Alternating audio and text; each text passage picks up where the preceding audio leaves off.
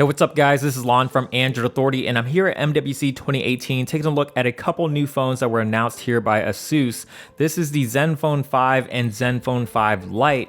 But before we get to the Lite model, let's just start with the regular Zenfone 5. So I know what you're thinking. This looks like an iPhone 10 and you wouldn't be wrong because it totally does. It has a notch at the top just like the iPhone 10. The cameras on the back are in vertical orientation and shape just like the iPhone 10, and the phone even feels like an iPhone 10 with the same metal and glass design. Now to ASUS's credit, it isn't a 100% blatant ripoff of the iPhone 10 because it does have a headphone jack and there's a dedicated fingerprint sensor on the back. The notch at the top of the display is a little smaller than the iPhone because it's not really housing anything other than the usual sensors, an earpiece, and a front-facing camera. You won't find any fancy Face ID technology, but they did add Face Unlock as an alternative method for unlocking your phone. Otherwise, it's more of an aesthetic decision than anything else, and as far as I could tell, apps don't actually wrap around or go underneath the notch, and instead the notification bar just color matches itself to sort of make it appear like it does. Despite the iPhone 10 resemblances, I still came away kind of impressed. It felt really nice and comfortable to hold, and the screen is pretty large at 6.2 inches with an aspect ratio of 19:9 and a 90% screen to body ratio. The panel itself is IPS, but the colors and contrast were surprisingly good. It's not going to be quite as sharp as other panels on the market with a screen resolution of 1080p, but it still looked perfectly fine to my eyes. ASUS made a pretty big deal about the AI on this phone, and I say AI with air quotes because there's technically no real AI or machine learning involved. ASUS calls the display an AI display because it can stay on when you're looking at it and turn off when you're not.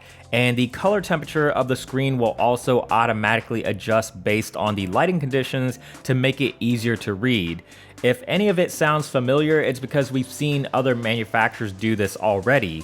Another feature that ASUS calls AI is the scene detection in the camera. It can detect up to 16 different scenes and subjects to give you the best possible photo. It does seem to work pretty well with detecting the subject, but again, this feature isn't exactly new.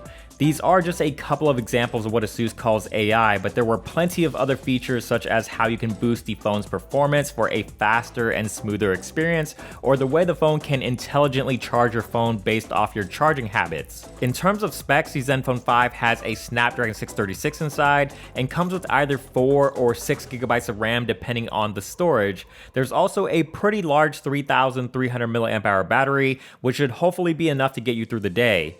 The Zenfone 5 will ship with Android Oreo and ZenUI 5.0, which is still a very heavy skin, but ASUS says this is the cleanest version of their UI yet. It has significantly less bloatware, and they've gotten rid of all their first-party apps that duplicated what Google was already doing. ASUS's other smartphone, the Zenfone 5 Lite, will offer a pretty similar experience with identical software and a metal and glass design, but there are some notable differences. It doesn't have thin bezels like the Zenfone 5, and it comes with dual cameras on both the front and rear. There's a 20 megapixel shooter on the front that's paired with an 8 megapixel wide-angle lens, and the rear is a 16 megapixel camera that's paired with the same 8 megapixel wide-angle sensor. No word on pricing and availability just yet, but ASUS says they will be priced very competitively. For more on the Zenfone 5 and Zenfone 5 Lite, make sure to head on over to AndroidAuthority.com and keep it tuned here for the rest of our MWC 2018 coverage.